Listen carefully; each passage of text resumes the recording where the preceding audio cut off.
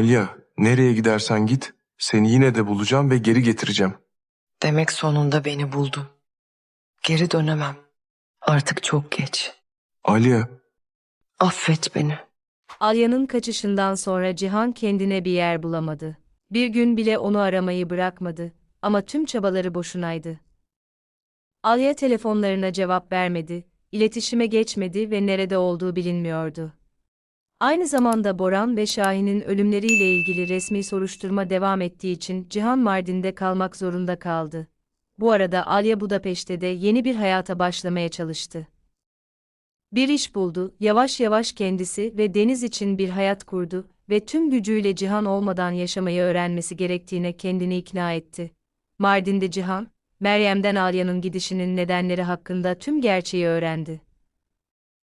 İşte o zaman onu kaçmakla suçlamayı bıraktı ve onu bulması gerektiğine daha da ikna oldu. Bir süre sonra Cihan, Alya'nın Deniz ile birlikte Budapeşte'de olduğunu öğrendi.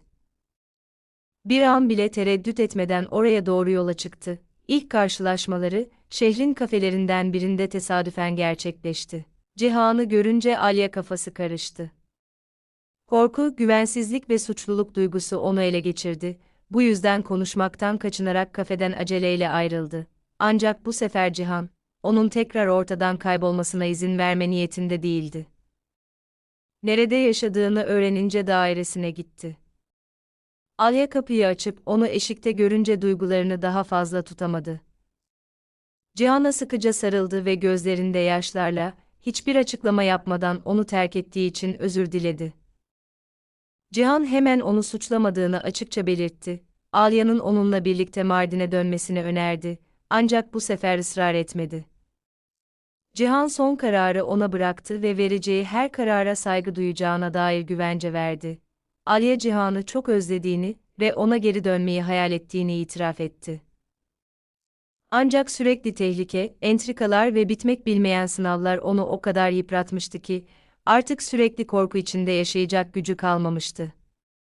Sadece kendisi Deniz ve sevdiği adam için huzurlu bir hayat istiyordu. Cihan bu sefer ailesini korumak için elinden gelen her şeyi yapacağına söz verdi. Artık dışarıdan kimsenin ilişkilerine karışmasına izin vermeyecek ve sonuna kadar onlar için savaşacaktı. Tam bu sırada Deniz odaya koştu. Cihan'ı görünce çocuk mutlulukla kendini onun kollarına attı. Deniz, Mardin'i, evini ve akrabası olmuş insanları özlediğini söyledi. Bu görüşmeden sonra Alya, artık kaçmak istemediğini nihayet anladı. Gerçek evinin artık ailesinin olduğu yer olduğunu fark etti. Bu yüzden Cihan ve Deniz ile birlikte Mardin'e dönmeyi kabul etti. Dönüşleri Albor Malikanesi'nin tüm sakinleri için büyük bir olaydı. Özellikle Sadakat onları bekliyordu. Bora'nın ölümünden sonra çok değişmişti. Yaşadığı kayıplar, kendi eylemlerini yeniden düşünmesine ve oğluna ve Alya'ya ne kadar acı çektirdiğini anlamasına neden olmuştu. Artık ailelerini yıkmak istemiyor ve ilişkilerini korumaya karar vermişti. Sadakat geçmişte ona verdiği tüm hakaretler için Alya'dan içtenlikle özür diledi. Alya bu özrü kabul etti, ancak geçmişi tamamen unutması kolay değildi. Hala bir miktar güvensizlik olsa da, Sadakat'a niyetini eylemleriyle kanıtlaması için bir şans vermeye karar verdi. Döndükten kısa bir süre sonra Alya tekrar hastanede çalışmaya başladı. İş, yavaş yavaş normal hayatına dönmesine yardımcı oldu. Orada sık sık, Şahin'in ölümünden sonra hayata tutunma gücü bulmaya çalışan Nare ile karşılaştı. Kaybın acısı çok güçlü olsa da, Nare kederinin esiri olarak sonsuza dek kalamayacağını anladı. Yavaş yavaş işine geri döndü ve hayatını yeniden kurmaya çalıştı. Bu zor dönemde Yalçın sürekli onun yanındaydı. Nare'yi her konuda destekledi, en zor anlarında ona yardımcı oldu ve ihtiyaç duyduğu her an yanındaydı. Uzun zamandır ona karşı derin duygular besliyordu. Ancak Şahin'in ölümünden sonra Nare'nin kalbini yeni bir aşka açmaya henüz hazır olmadığını anladığı için bunları dile getirmeye cesaret edememişti. Bu nedenle Yalçın, bir gün onun bağlılığını ve ilgisini fark edeceğini umarak sabırla onun yanında kaldı. Hikaye daha sonra, karakterlerin yaşadıkları tüm olaylardan sonra hayatlarını nasıl yavaş yavaş yeniden inşa ettiklerine odaklanabilir. Alya Mardin'e döndükten sonra, o ve Cihan artık büyük kararlar almakta acele etmiyorlar.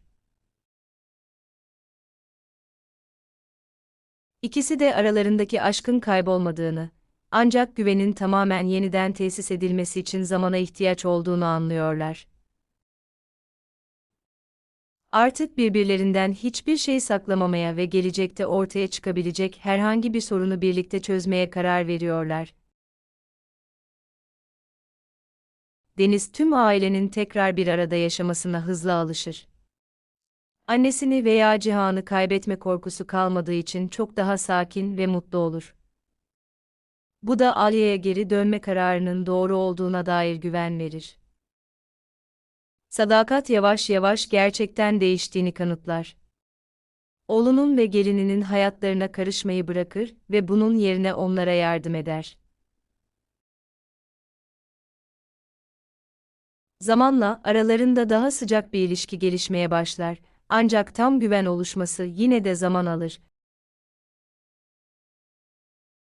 Nare psikoterapi görür ve yavaş yavaş normal hayatına döner. Yalçın bu süre boyunca hiçbir karşılık beklemeden onu destekler. Aynı zamanda Alya hastanedeki işine giderek daha fazla geri döner. Bir gün, nöbeti sırasında kendini hasta hisseder.